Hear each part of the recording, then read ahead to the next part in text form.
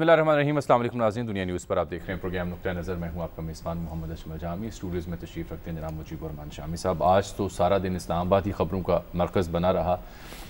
कौमी असम्बली के इजलास से पहले वज़ीर आज़म की ज़ेर सदारत जो पार्लिमानी पार्टी का इजलास हुआ, वहाँ से ख़बरें मिलीं कि कुछ अरकान आपस में उलझे, तल्ख़ कलामी हुई हमाद अज़हर साहब के साथ एनर्जी क्राइसिस के ऊपर। फिर प्राइम मिनिस्टर और परवेज़ खटक साहब के बारे में भी रिपोर्ट हुआ कि उनके बीच भी कुछ तलखियाँ देखने को और सुनने को मिली। परवेज़ खटक साहब बाहर राहदारियों में आए और कहा तो वो तो सिगरेट पीने गए थे, इजलास से उठकर नहीं गए।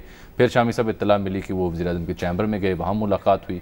और फिर हमने जब कौमी असम्बली का इजलास शुरू हुआ तो वहाँ देखा कि परवेज़ खटक साहब भी मौजूद थे और दीगर अरकान भी मौजूद थे। अभी तक की जो असम्बली की कार्रवाई है उससे तो ये साबित हो रहा है कि हुकूमत के पास और इत्तेहादियों के पास अददी बरतरी मौजूद है। अलबत्ता जो कुछ दिन भर होता रहा उसके क्या मुहर्रिकात हैं, क्यों हुआ, इस पर आज तफसील से बात करेंगे। और फिर सानह मरी भी है ज़ेर बहस मुसलसल। आज इस्लामाबाद हाई कोर्ट ने NDMA को सानह मरी का ज़िम्मेदार करार दिया और वज़ीर-ए-आज़म कहा है कि इजलास बुलाकर फ़ौरन ज़िम्मेदारों का तयन किया जाए। जनाब सलीम साफ़ी साहब टेलीफोन लाइन पर दस्तयाब हैं, सीनियर तज़किया निगार हैं।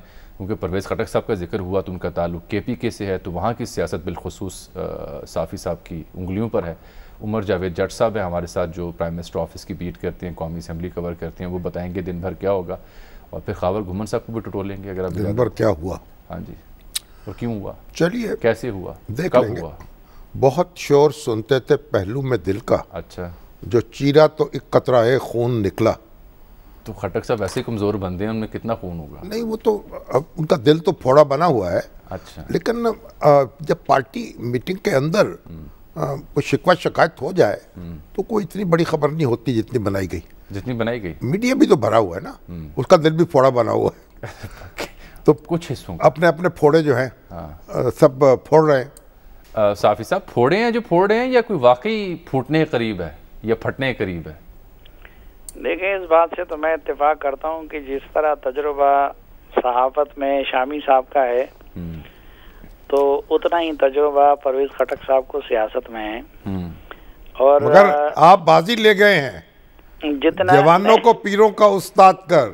नहीं, ये तो जो कोई ये कोशिश करता है तो उसका वो हशर होता है जो इमरान खान का होता है कि उन्होंने आके वो शिबली फराज और जुल्फी और उनको जो है परवेज़ खटक जैसे पीरों का उस्ताद बनाने की कोशिश की। ये तो उसी का असर होता है। तो जवान कभी पीरों का उस्ताद नहीं हो सकता। आप कल भी हमारे उस्ताद थे, आज भी उस्ताद है, और अगर हम कभी उस्ताद बनने की कोशिश करेंगे तो हमारा भी वो हशर होगा जो इमरान खान का हो गया है। मैं उस्ताद, तुम भी एक उस्ताद। नहीं अच्छा, हम शाकिर थे और शाकिर हैं। तो ये जो सवाल था मेरा आपसे कि ये फोड़ा है या कुछ फटने को है, क्या समझ आ रही है आपको? क्योंकि परवेज़ खटक साहब के बारे में तो पहली बार सुनने में मिला कि वो नोक-झोंक हुई हमाद अज़हर से, फिर प्राइम मिनिस्टर से भी कुछ तल्ख़ जुमलों का तबादला हुआ, बाद में आके तो वो वजाहतें अलबत्ता देते रहे। नहीं, देखिए, मेरे ख्याल में जो परवेज़ खटक साहब का फटना है ये वो हवा का पहला झोंका है या पहला पत्थर है जो फेंका गया है। क्योंकि इसी तरह जो है दर्जनों वज़रा और दर्जनों MNAs उनकी ये फरियादें हम सुनते हैं। और परवेज़ खटक साहब का शामी साहब ने ये बात बड़ी की कि ठीक है वो बदन से वो दुबले पतले हैं, लेकिन वो एक तजुर्बाकार सियासतदान है। वो कोई छतरी से उतरने वाले नहीं हैं। उनकी बेनज़ीर भुट्टो साहबा के साथ तरबियत हुई थी। वो जरदारी साहब के एडवाइज़र रहे थे और फिर सबसे बड़े कि सियासी दावपेच के माहिर आफ्ताब शेरपाव साहब के एक लंबे अरसे तक वो दस्तरास और PTI ज्वाइन करने से पहले भी उन्होंने सूबाई वजारत की थी। हैदर होती साहब की काबीना में वो वजीर थे। मतलब सर्दो गरम चशीदा है। हाँ, वो जहाँ दीदा है, लेकिन पिछले 3 और 12 दीदा है।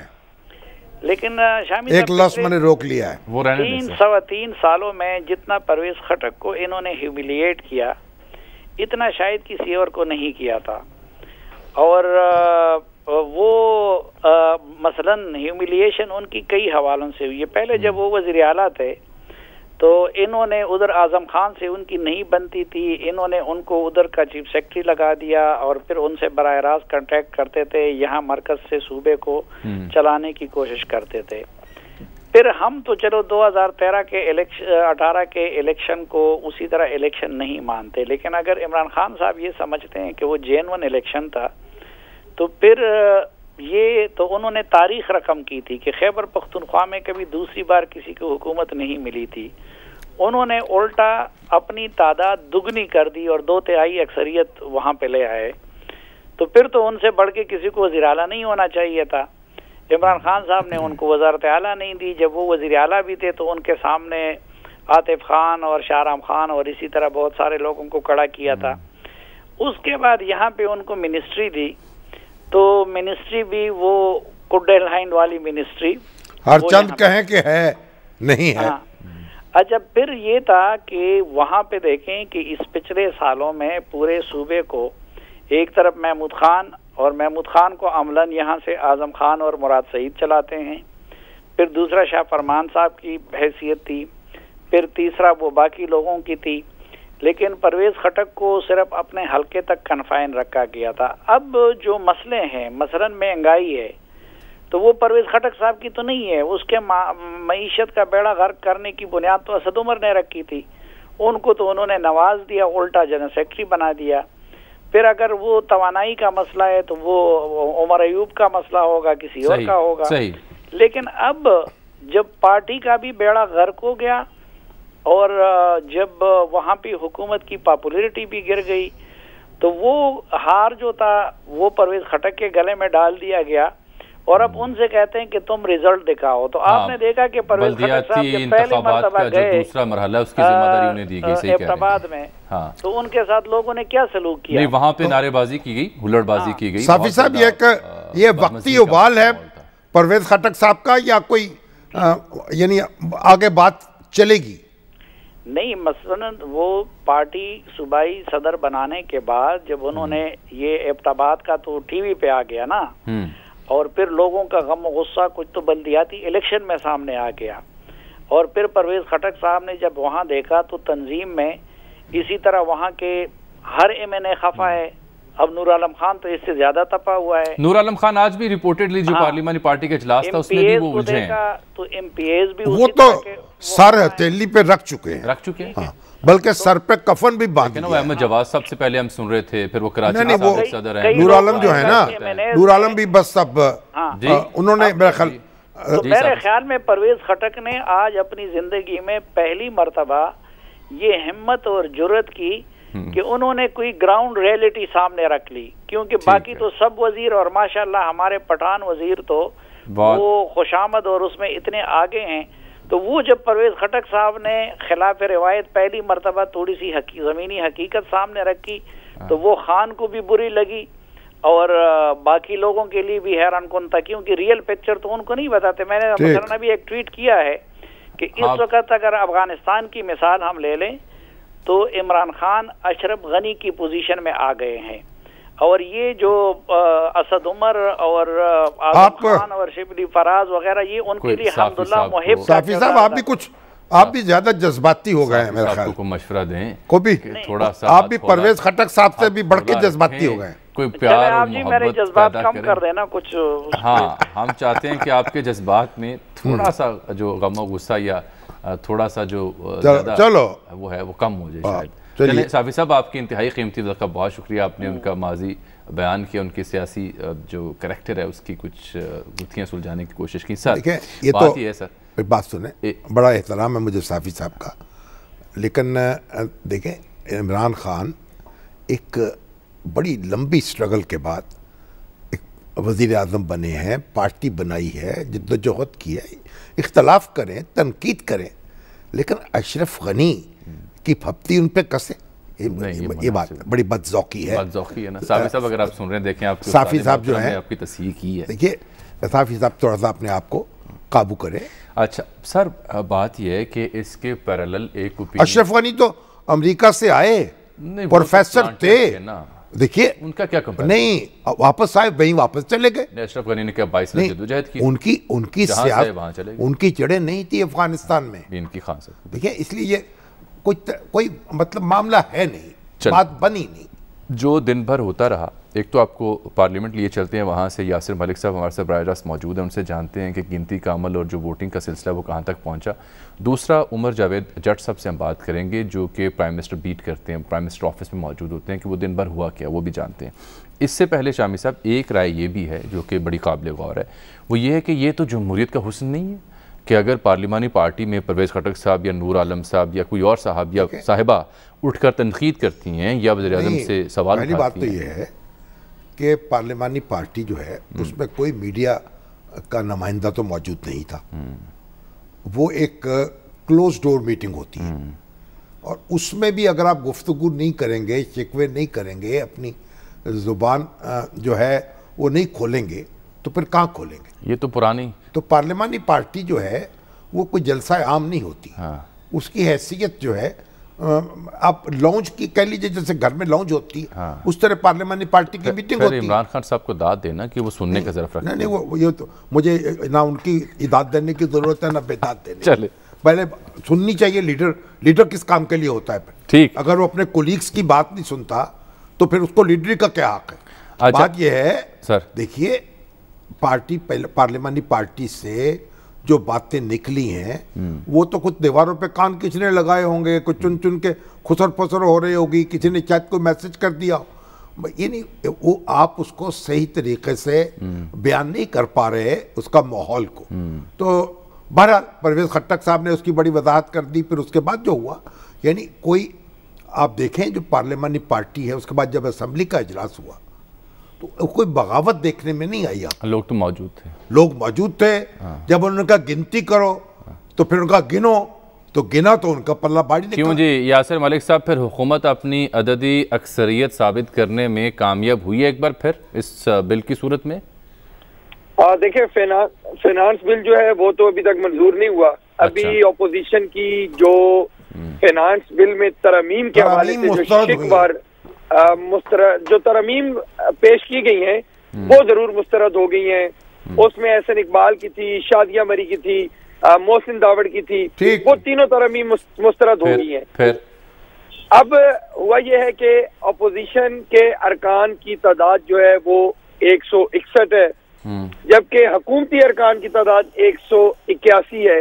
लेकिन आज भी हुकूमती अरकान 14 जो है वो गैर हाजिर है, लेकिन उसके बावजूद 18 की अददी अक्सरियत हुकूमत को अभी भी हासिल है। ऑपोजिशन के ये जो फाइनेंस बिल पर वोट पड़ना है ना, ये प्रेजेंट एंड वोटिंग है। वही बता रहे हैं वो। जो लोग मौजूद होंगे उनकी अक्सरियत फैसला कर देगी। यही वो गालिबन कहना चाह रहे थे। ये इसमें कोई 14-15 अगर नहीं आए हैं अरकान तो कोई इतनी बड़ी खबर नहीं है। नहीं, वो ये कह रहे, मेरे ख्याल जो कहना चाह रहे थे कि ऑपोजिशन के भी मौजूद नहीं है। वो ये कह रहे हैं कि जितने भी अरकान मौजूद हैं गवर्नमेंट के, उनके बावजूद 18 की भी बर्तरी है, ठीक है ना? Not the total number. इसका मतलब ये है ऑपोजिशन के अरकान भी सारे के सारे मौजूद नहीं है। क्यों जी? देखिए, मैं यही बता रहा हूँ शामी साहब कि 18 अरकान की तो हुकूमत को भी अभी अक्सरियत हासिल है, वो तो बिल आसानी से पास हो जाएगा। ऑपोजिशन के 161 में से 150 हाजिर हैं, 11 जो है वो अरकान मौजूद नहीं है, तो हुकूमत का तो पलड़ा अभी भी भारी है। अब जब ये बिल पेश तो हो चुका है, बहस हो चुकी है 2 रोज में, अब अपोजिशन ये कह रही है इस वक्त कि हमें तो ये कहा गया था कि जी आज तीसरा रोज होगा, इस फाइनेंस बिल के ऊपर बहस की जाएगी, लेकिन आप इसको मंजूर करवाने पर तुले, तो हमारी ये शिक जो है ये सुन लें। अब अपोजिशन की शिक है क्या? अपोजिशन ये चाहती है कि ये बिल जो है इसको पब्लिक किया जाए, बाहर लोगों को दिया जाए, उसके ऊपर राय ली जाए, उसके बाद आप इसको असेंबली में ले आए। एहसन इकबाल ये कहते हैं कि वाने बाला जो सेनेट है वहां पे जो हमारे भाई हैं उनके पास ये 14 रोज के लिए जाना था, उधर ले जाया जाए, उनसे भी राय ली जाए। अब हुकूमत ये कहती है कि हमारा चूंकि ये बिल उस टाइम मुश्तरका जब ये पेश हो गया था तो उसके बाद तो ये तमाम चीजें खत्म हो गई थी। अब अपोजिशन ये चाहती है शेखवार इसके ऊपर जो अपनी चीजें पेश कर रही है वो मुस्तरद हो चुकी हैं। हुकूमत का पलड़ा अभी भी भारी है। स्पीकर जो है, बहुत शुक्रिया आपका, स्पीकर की रूलिंग पर है। मेरा ख्याल वोटिंग आज उसकी हो जाएगी और बिल मंजूर हो जाएगा। ठीक। उमर जावेद जट साहब, आप बताइए आज दिन का आगाज़ कैसे हुआ? पार्लिमानी पार्टी मीटिंग से खबरें आई, फिर परवेज़ खटक साहब खुद राहदारियों में आए और ये कहते हुए हमें सुनाई दिए। सिगरेट तो पीने दें, वो सिगरेट पीने के लिए बाहर आए थे। वो सिगरेट पीने के लिए आए। या तो आप सिगरेट पीने पर पाबंदी लगा दें। नहीं, प्राइम मिनिस्टर ने कि जो MP MNS हैं और वजीर हैं उनको सिगरेट नहीं पीना चाहिए। तो अगर किसी की एक ही तफरीर रहेगी वो सिगरेट, तो आप उस पर पाबंदी लगाना चाहते हैं? सूटा लगाने पर पाबंदी होनी चाहिए। सूटा अच्छा उमर, क्या आप मुझे सुन पा रहे हैं? जी जी जामी साहब, मुझे आवाज आ रही है। अच्छा, आपको मेरी आवाज आ रही है? बिल्कुल। आप सबसे पहले तो ये बताएं, ये दिन का आगाज हुआ कैसे, किसके साथ तल्ख कलामी हुई, राहदारियों में फिर आकर क्या बयान दिए जाते रहे, और चैम्बर में वज़ीर आज़म को किस किस को बुलाना पड़ा, अगर ये खबरें गलत थी तो?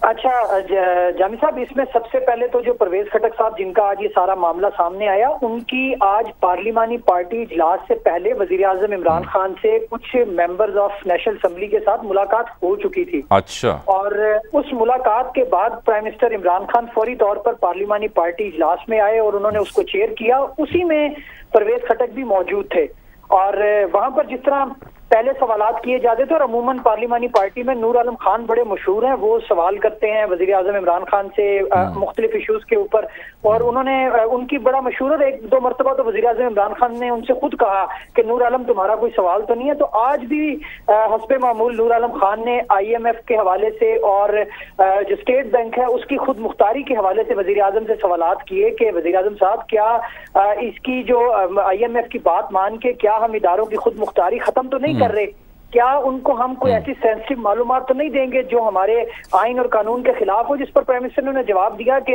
इदारों की जो खुद मुख्तारी है उसकी वो अव्वलीन तरजीह है हुकूमत की, और उसको यकीनी बनाना हुकूमत का काम है और हम किसी सूरत पर इस पर समझौता नहीं करेंगे। अब जो परवेज खटक हैं, बुनियादी तौर पर जब शौकत तरीन और हमाद अजहर ब्रीफिंग दे रहे थे तो उस पर परवेज खटक ने कुछ सवालात किए गैस के हवाले से। पहले कुछ और अरकान थे KPK के, उन्होंने सवाल किए कि गैस का मसला है, गैस के इश्यूज हैं और गैस की किल्लत का सामना है, जिस पर परवेज खटक ने फिर सवालात किए। और बाकायदा फिर ये जराए का बताना है कि परवेज खटक साहब इतने हाइपर हुए कि उन्होंने टेबल पर हाथ मारकर वजीर आजम को कहा कि वजीर आजम साहब मेरी बात सुने, आपको मुंतखब हमने किया है, हमारे सूबे ने आपको वजीर आजम बनाया है, और अगर हमारे साथ ये रवैया रखा गया तो हम आपको वोट नहीं देंगे। जिस पर प्राइम मिनिस्टर ने कहा कि परवेज खटक अगर तुमने वोट नहीं देना तो तुम वोट मत दो, लेकिन मुझे ब्लैकमेल मत करो। और मेरे कोई कारखाने नहीं है कि मैं तुमसे ब्लैकमेल होऊंगा या मेरी कोई ये इक्तदार की जंग है। फिर वो प्राइम मिनिस्टर उठे और उन्होंने बकायदा ये कहा वहां पर कि अगर तुम लोगों को ये लगता है कि मुझसे नहीं हो रहा तो मैं फिर किसी और को हुकूमत दे देता हूँ, अगर तुम लोग मुझसे मुतमईन नहीं हो तो मैं किसी और को हुकूमत दे देता हूँ, मेरा मकसद इक्तदार नहीं है। अब इस दौरान परवेज खटक एक बार नाराज होकर बाहर भी गए और उन्हें मनाने के लिए मुराद सईद, अली जैदी, अली अमीन गंडापुर ये बाहर गए और उन्हें मना के अंदर लेकर आए, जिसके बाद दोबारा उन्होंने हमाद अजहर के साथ भी यही सवालात किए। अब जो शामी साहब हमने जिसका जिक्र कर रहे थे कि उन्होंने कहा कि वो सिगरेट पीने के लिए बाहर गए थे, वो उनसे हमने सॉर्ट किया, उनसे कैमरे पर पूछा कि आपका आज हमाद अजहर साहब और प्राइम मिनिस्टर के साथ क्या इशू हुआ, जिस पर उन्होंने पहले तो ये कहा कि मेरा कोई मसला नहीं हुआ, मैं तो सिगरेट पीने के लिए बाहर गया था। हालांकि हमने खुद देखा कि उनको मनाने के लिए वफाकी वज़रा बाहर आए और उन्हें अंदर लेकर गए। इसके साथ ही उसी शॉट में जामी साहब तो उन्होंने एक बात जाते जाते ये कही कि मैंने कोई गलत बात नहीं की, मैंने अपने हक की बात की है।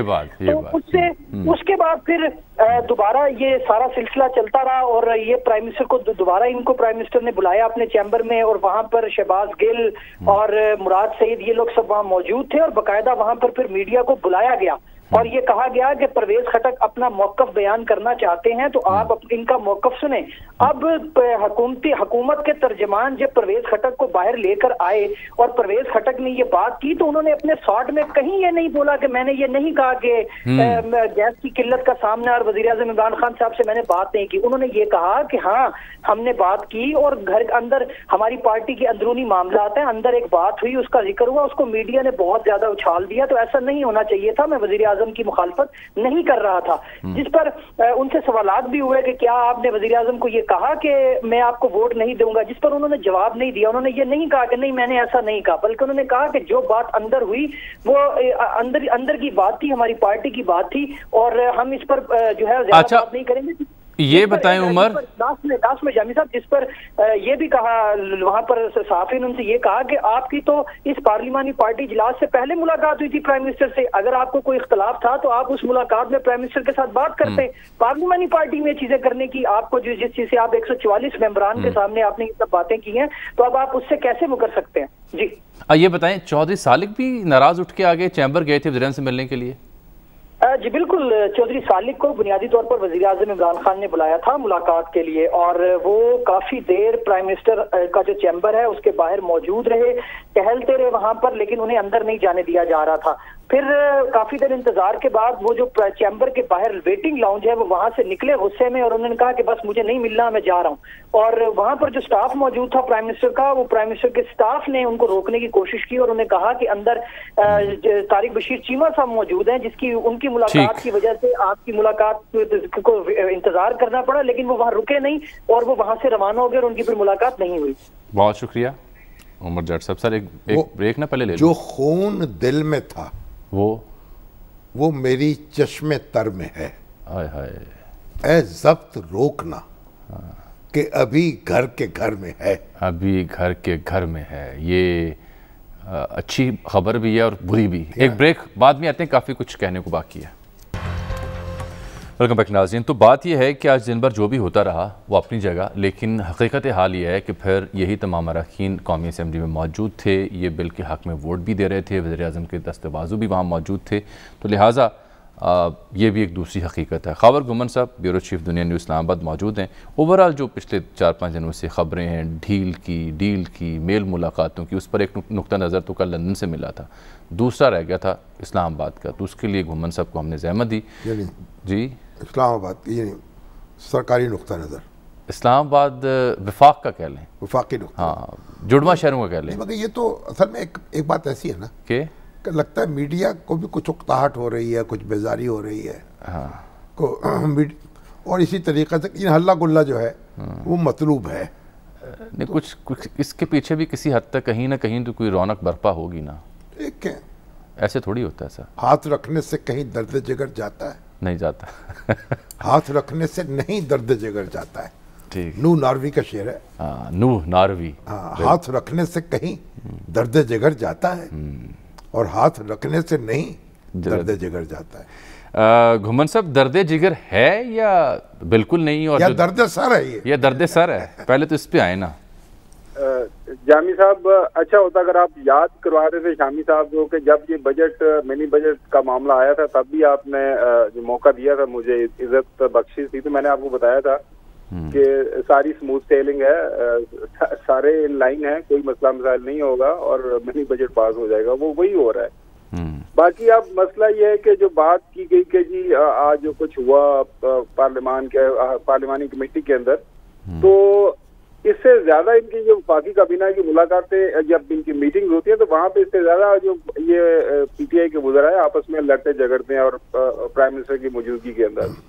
अब जाहिर है चौथा साल है, चौथे साल के अंदर हमने यहाँ पे जब पार्लिमान कवर किया करते थे, अब भी जाते हैं, तो नून लीग के अपने लोग भी जो है वो भी बोलते थे कि जी हमारे हल्कों के अंदर काम नहीं हो रहा। आपको याद होगा मशहूर ज़माना कैप्टन सफदर साहब ने एक बड़ी लंबी चौड़ी तकरीर फरमा दी थी on the floor of the house, Fawad Hasan Fawad के खिलाफ।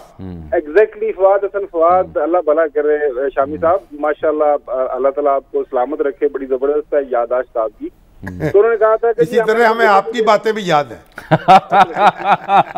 आप उस पे ना आने दीजिएगा शामी साहब को, चले आगे। तो ये है कि ये चलता रहता है, क्योंकि अब चौथा साल है, प्रेशर है, अपने हल्के के अंदर इनको काम चाहिए, जब इस तरह की मीटिंग होती है मौका मिलता है खुल के बोलने का। और परवेज साहब आपको पता है थोड़े से चेन स्मोकर हैं और समटाइम्स वो स्मोकिंग पता है अंदर नहीं स्मोकिंग की उनको इजाजत मिलती, तो वो थोड़ा सा टेम्परामेंट आगे पीछे हो जाता है उनका।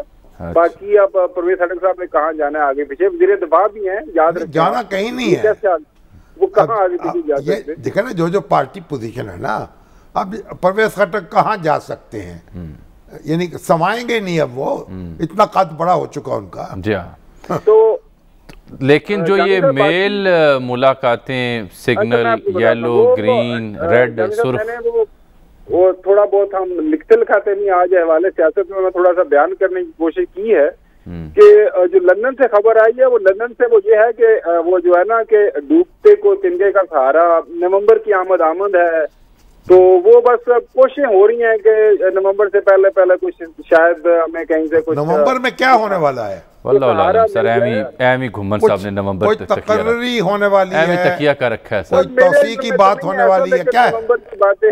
एमी घुम्मन साहब आपके दोस्तों ने एमी फैला रखी है। नवंबर भी एक महीना है, जैसे हर महीना 12 होते हैं साल के। और चूंकि आजकल जो आपको पता है जितने भी लोग, मेरा भी लंदन चक्कर लगा, लेकिन वो लाहौर से आपके दोस्तों ने वीलॉग करने शुरू कर दिए कि जी गुम्बन लंदन पहुंच गया, पता नहीं क्या करने चला गया, माफी तलाशी करने चला गया, मामला तय करने चला गया। हालांकि गुम्बन साहब आपकी, हालांकि जो आपकी वहाँ मसरूफियात थी उसका हमें अच्छी तरह इल्म रहा, ऐसी कोई गैर एक्स्ट्रा करिकुलर मसरूफियत आपकी नहीं रिपोर्ट हुई। अच्छा, तो फिल वक्त ये दुकान ऐसे ही चलेगी या कह लें कंपनी ऐसे ही चलेगी फॉर द टाइम भी? एक तबसरा हमने कल किया था, आप भी उसकी तस्दीक या तरदीद कर सकते हैं कि जिन बाजुओं पे तकिया करने की कोशिश की जा रही है उनका तो एक ही मौक़िफ़ है कि अगर आपके बाजू में दमखम है तो चाहे तहरीक अदम एतमाद लें, चाहे कुछ और कर गुजरें ना, न्यूट्रलिटी का जो इम्प्रेशन है ना उसको मेक श्योर किया जाएगा। ये इत्तला है। शामी साहब बड़ा जबरदस्त, पिछले मैं तो कई हफ्तों से क्या सुनता तो प्रोग्राम रूटीन से हूँ, लेकिन ये जो बात करते हैं ना कि इस वक्त अपोजिशन को क्या पड़ी है कि वो हुकूमत की तमाम तर जो मुआशी मसाइल हैं, बाकी जो प्रॉब्लम्स हैं वो अपने गले में डाल लें। इलेक्शन को देर अब कितनी रह गई है, पीछे 2023 के अंदर इलेक्शन होने हैं और पीटीआई ने जो गुल खिलाने हैं अपने पूरे टाइम के अंदर गुल खिला लें और उसके बाद कोई ऐसा देखा जाएगा। अच्छा, वो जो अभी बाजुओं का जिक्र करेंगे, बाजुओं पर भी मुझे एक शेर याद आ गया। आज तो कल से मेरे ख्याल आपका ना खंजर उठेगा ना तलवार इनसे, ना खंजर उठेगा ना तलवार इनसे, ये बाजू मेरे आजमाए हुए चले बार बार आजमाए हुए हैं। हाँ, कोई ऐसी जरूरत नहीं तो बार बार आजमाए हैं। बाजू जो है बाजुओं की जगह काम करे, बस इसीलिए कहा गया ना कि आपने जो करना कर लें। मेरे ख्याल में अच्छी रिवायत है कि पहले भी असेंबलीज ने 5-5 साल पूरे किए हैं, मौजूदा असेंबली भी करे और अल्लाह करे खान साहब अपने 5 साल पूरे करे, खान साहब को ये मौका ना मिले कि मैंने तो मुश्किल वक्त गुजार लिया था तो अब मैंने आसानियां पैदा करनी थी, तो मैं तो बस बड़े बेहतर जो हल की तरफ जा रहा था तो मुझे निकाल दी गया साजिश करके। तो मेरे ख्याल में अगर नून लीग या कोई ऐसा करे, क्योंकि नून लीग के इर्द गिर्द जो इनकलाबी है ना, ये मीडिया से को ले जाते हैं, बेचारे अच्छे खासे जर्नलिस्ट होते हैं, उनको उठा के अपने साथ ले जाते हैं, पता नहीं क्या मीडिया उनका सबकबाज। मीडिया को भी तो रौनक चाहिए ना, एक हंगामे पे मौकूफ है घर की रौनक। वो इनकलाबी जो है ना मेरे ख्याल बस वो सबकबाज घुम्मन साहब ऐसे है ना जो यहाँ भी दिखाए जाते हैं वहाँ भी दिखाए जाते हैं, सब जगह जहाँ देखने वाले मौजूद होने चाहिए, देखने वाले दिखाने वाले आ जाएंगे खुद ब खुद। आप लेकिन घुम्मन साहब इससे नाराज ना हों अगर नून लीग वाले कुछ सहाफियों से मिलते हैं, सहाफी तो फिर प्राइम मिनिस्टर से भी मिलते हैं, सहाफी फिर पीटीआई से भी मिलते हैं। मैं कह रहा हूँ कि वो सहाफियों को जो है ना बुनियादी के ऊपर साथ रख लेते हैं, तो उसमें थोड़ा सा कोई ऐसी बात आप बुरा ना मनाएं, आप ना मनाएं, आप जहाँ हैं वहीं रहें, ठीक है। घुम्मन साहब बहुत शुक्रिया सर, आपकी जगह के ऊपर आप डट के खड़े नहीं, बस सर बहुत शुक्रिया सर आपके कीमती वक्त का, उन्होंने खुलासा बयान किया उनकी दानिश ने। हलचल तो है ना, नहीं हलचल है, मेल मुलाकातें हो रही हैं। हुसैन ने लिखा है ना भाई जरा कम दर्जे का बुखार है, हल्का कोई जिस्म टूट रहा है, कुछ थोड़ा सा पेनाडोल खा ली, लेथार्जिक फील कर रहे हैं, थका जिस्म है, लेकिन ऐसा कोई बहुत घबराने की बात नहीं, बस उसमें ये अच्छा सा मुझे कोई जवाब नजर नहीं आ रहा है इस बात का, नहीं है। इसलिए एक बात सुन लें, एक बड़ी सीधी बात है कि जो हुकूमत के साथ जो पार्टियां जुड़ी हुई हैं वो किस बुनियाद पर छोड़ेंगी अपना रास्ता बदले। अभी तो जो कुछ बटोरना है कुछ तरक्याती फंड को ये हुकूमत से बटोरने हैं ना, सही है, तो वो एक अंधी गली में कैसे छलांग लगा दे। ठीक, अच्छा एक ऐसी अपोजिशन जिसमें देखिए पीपल्स पार्टी का, मुस्लिम लीग नून का, यानी सारे मिलके ना तो क्या नक्शा बनाएंगे। अपोजिशन की जो इस वक्त सूरत हाल है, हुकूमती पार्टियों को उससे मिलके क्या हाथ आएगा। बिल्कुल, ये बड़ा अहम सवाल है जिसके जवाब में ही सूरत हाल वाज़ेह हो जाती है। कुछ नहीं है, इसलिए उनको वहीं रहना है, वहीं अपना हिस्सा वसूल करना है, ठीक, आखिर दम तक। ठीक, अच्छा सर, आमिर सैयद अब्बासी साहब को एक बार फिर हमने जहमत दी, क्योंकि आज इस्लामाबाद हाई कोर्ट ने सानह मरी के ऊपर बड़े अहम रिमार्क्स दिए, NDMA को इसका जिम्मेदार करार दिया है। नेवी क्लब वाला मामला है ना, हाँ, वो डिवीजन बेंच में चला गया, चैलेंज हो गया जी। अब वो ज़ेर समात है वहाँ। हाँ, तो वहाँ मगर हमारे जो चीफ जस्टिस साहब है इस्लामाबाद हाई कोर्ट के, चश्मे बदूर, रोज रौनक लग जाती है उनके दम से। आमिर, आज NDMA के बारे में क्या रिमार्क्स दिए? वज़ीर-ए-आज़म क्या हिदायत जारी की है इस्लामाबाद हाई कोर्ट ने सानिया मरी के ऊपर? जी बिल्कुल, इस्लामाबाद हाई कोर्ट में दरखास्त की थी, अहमद अब्बासी हैं, उनकी तरफ से उनका ये मौक़िफ़ था कि जो ये सारे अब्बासी इस तरह की दरखास्तें करते रहते तो उनका ये मौक़िफ़ था कि इसमें क्योंकि मरी के तमाम रिहायशियों को भी बहुत ज्यादा तनकीद का भी सामना करना पड़ा और एक बड़ा सानिया हुआ, इसमें अभी तक किसी जिम्मेदार के खिलाफ कोई एक्शन नहीं हुआ और ये अभी बातें जो हो रही हैं वो बहुत लोअर लेवल के अफसरों की निशानदेहियां की जा रही हैं। लेकिन दरखास्त गुजार का ये मौक़िफ़ था कि ये बहुत बड़ा सानिया है और इसमें जो हमारा जो NDMA का एक कानून है जो बाकायदा तौर पर सानियात से निपटने के लिए एक बहुत अच्छी लेजिस्लेशन 2010 में जब की गई थी, तो NDMA जब बनाया गया था तो उस कानून में एक पूरा फ्रेमवर्क है कि कैसे बड़े कौमी सानियात से बचा जा सकता है। उसका एक तरीकाकार मौजूद है कि कैसे हम ऐसे सानियात से बचने के लिए प्रिपेयर रहेंगे, कैसे रिस्पॉन्स होगा, कैसे हम इनकी रिकंस्ट्रक्शन या बहालियात कर सकते हैं। उसके बाद फिर उसमें यह भी बताया गया कि एक नेशनल डिजास्टर मैनेजमेंट कमीशन होगा, जो कमीशन जो है उसमें वज़ीर-ए-आज़म होंगे, अपोजिशन लीडर होंगे, उसमें चेयरमैन जॉइंट चीफ होंगे, इसके अलावा तमाम सूबों की नुमाइंदगी होगी। वो कमीशन जो है वो हर साल बैठा करेगा, वो फैसले किया करेगा और सानियात से बचने के लिए एक जामे हिकमत अमली बनाएगा। तो उन्होंने ये बताया कि इस कमीशन के 12 सालों में सिर्फ 2 मरतबा इजलास हुए और इस हुकूमत के आने के बाद 1 मरतबा भी उस कमीशन का इजलास नहीं हो सका। तो ऐसे हालात में इन सानियात से निपटने के लिए कैसे हम कोई हिकमत अमली बना सकते हैं जब अगर कमीशन काम ही नहीं करेगा, NDMA जिसका इतना बड़ा काम उसकी जिम्मेदारी दी गई है, कानून बनाया गया है, तो ऐसी सूरत हाल में कैसे हम इन सानियात से बच सकते हैं जब कानून मौजूद है और अमल नहीं होता। तो इसी सवाल पर जब अब्बासी साहब वो तो SOPs भी मौजूद है ना हुकूमत पंजाब के बनाए हुए।